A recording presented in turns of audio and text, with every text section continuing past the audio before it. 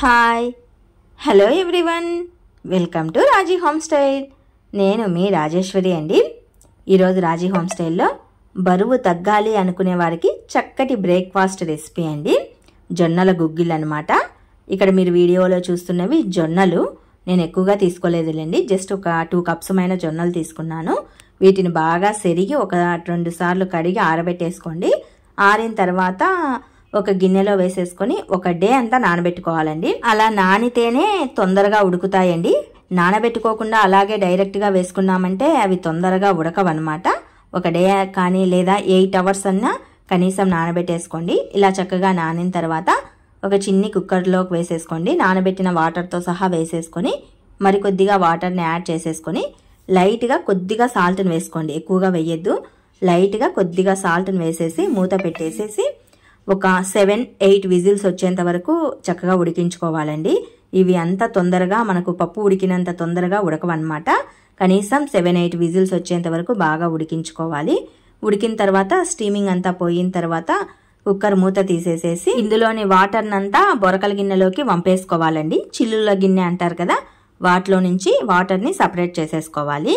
ఈ వాటర్ కూడా మంచి హెల్దీ వాటర్ అండి. ఆల్రెడీ మనం సాల్ట్ వేసాం కాబట్టి ఒక సూప్ లాగా మనం ఆ వాటర్ని తాగొచ్చు. అందులో ప్రోటీన్స్, విటమిన్స్ అనేవి చాలా ఉంటాయి. ఆ వాటర్ని పాడేయద్దండి. కాస్త గోరువెచ్చగా ఉన్నప్పుడే గ్లాస్లో వేసేసుకొని తాగండి. ఇప్పుడు స్టవ్ పైన వెడల్పాటి పాన్ పెట్టేసి అందులో 2 నుంచి 3 టేబుల్ స్పూన్ల ఆయిల్ వేసేసుకొని ఆయిల్ హీట్ అయిన తర్వాత ఒక గుప్పెడుమైన పల్లీలను వేసుకోండి. శనక్కాయ పప్పులు అంటారు కదా, వాటిని ఒక గుప్పెడుమైన వేసేసుకొని లైట్గా దూరగా వేపుకోవాలి. మరీ ఎక్కువగా ఏం వేపద్దండి, మంచి రెడ్డిష్ కలర్ వచ్చేంత వరకు వేపుకుంటే చాలు. ఇవి చక్కగా వేగిన తర్వాత ఇందులో 5-6 పచ్చిమిర్చిని కట్ చేసిన ఉల్లి ముక్కల్ని వేసేసుకోవాలి. 2 రెమ్మల కరివేపాకు ఆకుల్ని కూడా వేసేసుకుని వీటిని అన్నింటినీ దోరగా వేగనివ్వాలండి.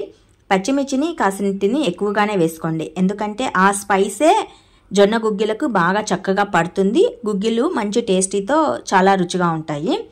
ఇందులోనే కాస్తంత పసుపు, లైట్గా సాల్ట్ వేసుకోండి. ఆల్రెడీ ఉడికించేటప్పుడు వేసాము. ఆ సాల్టీ అనేది వాటర్లోకి వెళ్ళిపోతుంది. గుగ్గిళ్ళకు సాల్టీ ఎక్కువగా పట్టదు, సో లైట్గా యాడ్ చేసుకోండి. ఇవన్నీ దూరగా వేగిన తర్వాత ఉడికించి పెట్టి ఉంచుకున్న జొన్న గుగ్గిళ్ళని ఈ పోపుకంతా యాడ్ చేసేసుకొని ఒకసారి చక్కగా కలియదిప్పేసేసుకోండి.